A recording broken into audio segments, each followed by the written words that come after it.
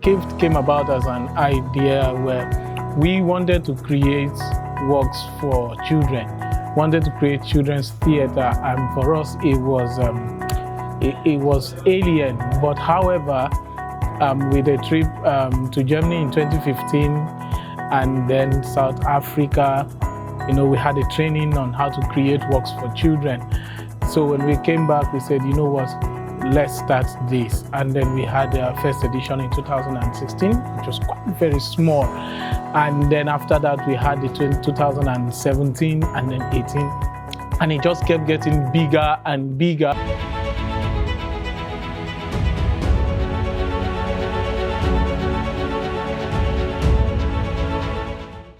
This year's mini showcase, KIFT 2022, I was the technical director for this mini one. And yeah, technical director, I won't say it was easy. It's never easy being a technical director. It has a lot to do, and I combined it with also taking care of the props. Just reason being, not much of technicalities were needed in some of the plays that we selected this period. Unlike last 2 years when we did it, we had a lot of technicalities when we had plays, performances from other countries. We're going to be having a performance for the kids, for the young kids. The title of the performance is Colorful, basically talking about colors and how you can be creative with it. So let's go and have some fun. Favorite show? Actually, I love all the shows, but I think I liked Colorful the most. That's the first show on the first day.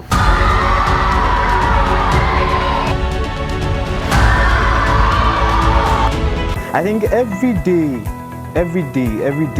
is a fun moment. So far, so good. Because basically, considering the fact that you're working with, like minds and sweet-hearted persons, it makes the job much more easier, to handle. So every day is like a fun moment. Every day is like a fun moment.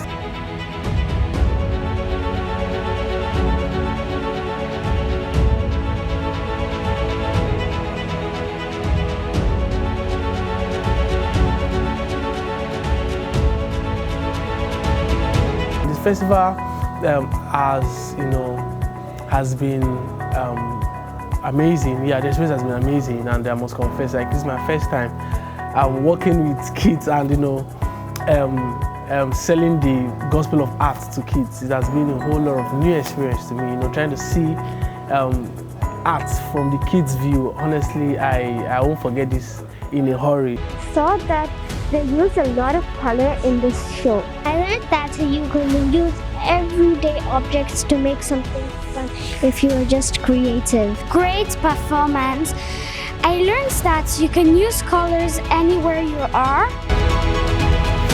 Okay, so we realized that at some point in schools, yes, some schools have opened their curriculum to more activities, more creative activities, while some are still very rigid and all that.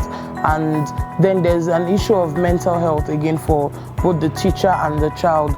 So we wanted to use KIFT wanted to include the teachers in KIFT as a way to have them, to talk to them, to discuss with them and make them see reasons why they need to actually bring back that fun culture that we had as a child and they also had as a child, where you play with, we have the folklore songs, where you use the culture, the things around you to actually create things. The workshop was actually very awesome, very interesting, and fun, so to say. I actually learned a lot of things. I wrote down a lot of things. There are actually a whole lot of things I felt I knew, but this workshop actually proved to be a new learning experience for me, and I feel generally this workshop should happen possibly every week. Now I want to go to creative activities in early years. this is also where teachers shy away from, and I have a problem with it. I used to say something: a dull teacher cannot produce smart kids. They are very, very active.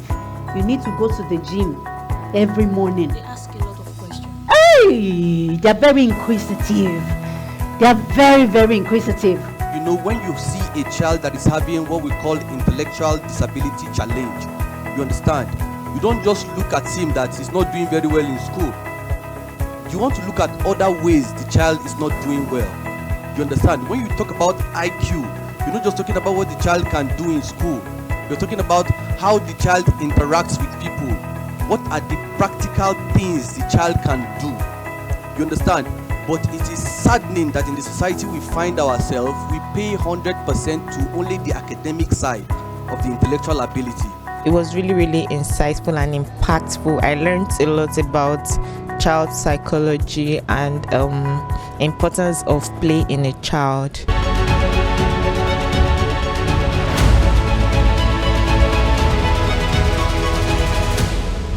I had so many fun memories about it. Like, I had a good time. Like, it's an experience that I will not forget in a while. And of course, I want to be a part of this anytime they're having this kind of event, this kind of showcase. Yeah, I want to be a part of it because, like, having to talk to children without even speaking. Like, there's no music, there's no audio of any form. It's just act and art. Nobody's dancing, it's just an art, and they could just relate. They could relate, and they are seeing, they are catching up, they are seeing the message, the information we are trying to pass, to preach. And that was very, very lovely and very wonderful. What I feel is that the men have roles to play. The women also have roles to play. From the play, if man understands woman and woman understands man better, the world will go around.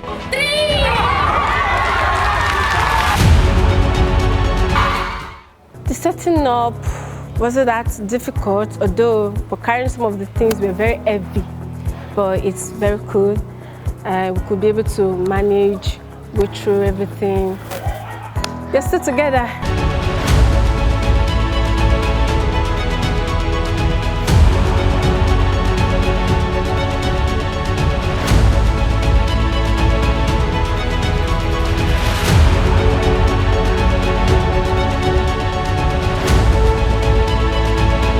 Today's workshop was actually amazing. I think it's a workshop that needs to be done more often than usual.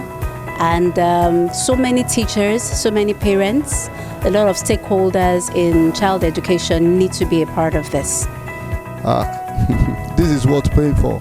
This is worth paying for. We just come here and learn this, take all this away free of charge, but it's worth paying for. So I want to take this time to tell the KIFT organizers and everyone, thank you so much for this opportunity. We hope to see you again.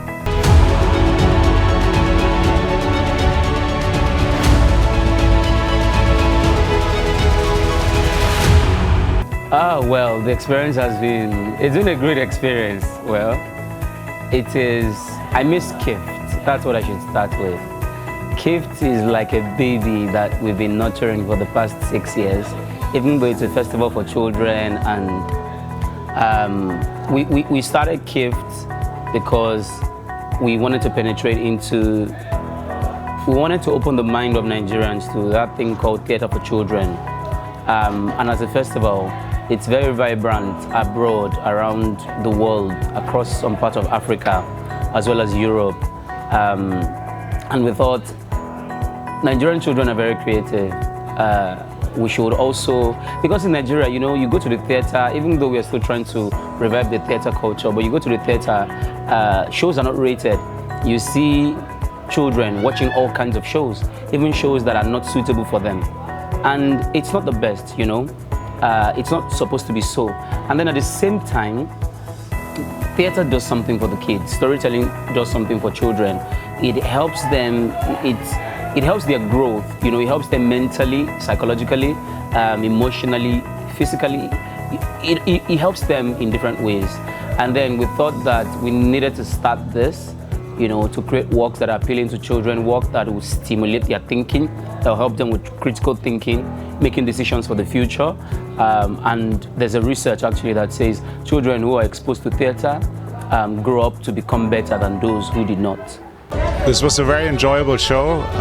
It was wonderful to see the children relate to the performance, with the colors. One of the things about this performance is its creativity. I saw different types of francois. I saw spaghetti. Spaghetti! I saw different boxes. Yes, boxes. I learned that you should be content with what you have and you shouldn't laugh at others because of what they get.